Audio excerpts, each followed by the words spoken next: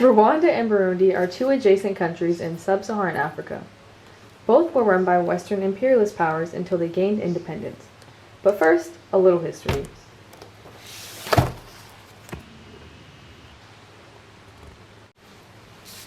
Germany colonized Rwanda in 1894 and quickly began to intensify local divisions in order to strengthen their own rule. In the 1920s, Rwanda was taken under Belgian control. They ruled through the Tutsi leader before replacing him with one of their own. The Belgian regime was one dominated by open racism against every other ethnic group except the Tutsis, whom they considered superior. As a result, the Hutu were oppressed and discriminated against by their own government. Throughout Belgian rule, the Hutu and Tutsi were clearly separated. Even marriage between the two groups was forbidden. Rebellion by the Hutus was brutally suppressed. Punishments included amputations administered by the Tutsis. By the 1940s, thousands of Hutus had fled to Uganda. A violent incident sparked a Hutu uprising, which resulted in thousands of Tutsi deaths. This was the beginning of the Hutu Peasant Revolution, which took place from 1959 to 1961. It signified the end of Tutsi domination and increased ethnic tension. In the end, Rwanda gained independence from Belgium. Another split occurred when the nation of Burundi separated from Rwanda in 1962. Thus, today there are the countries of Rwanda and Burundi.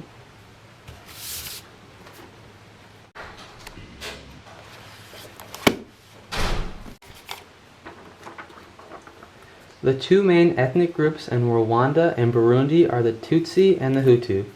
The Tutsi are the minority and make up 10 to 15% of the population. The Hutus are the majority and make up about 85 to 90%. The Twa make up 1%. They all speak the same language, a centripetal force, and share the majority religion of Roman Catholicism. Both ethnicity and religion are centrifugal forces, while language is a centripetal force. The conflict has taken the form of violent revolts and a mass genocide in 1994. More on the genocide later.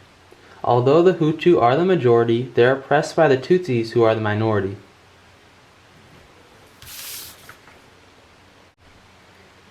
Time for a little history.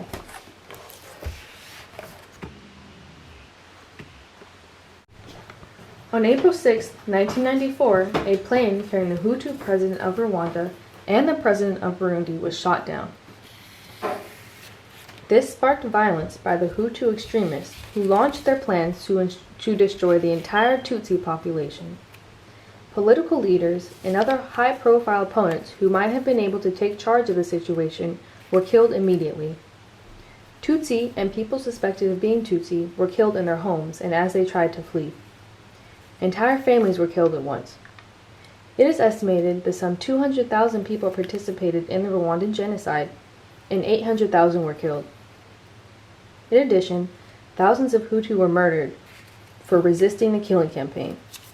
Policymakers in France, the US, and Belgium knew what was being planned and did nothing to stop it.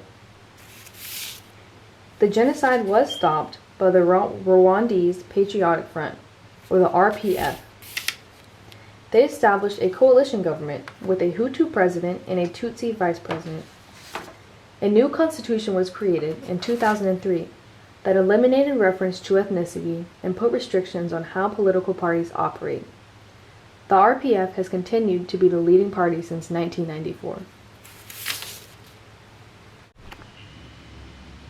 End of history.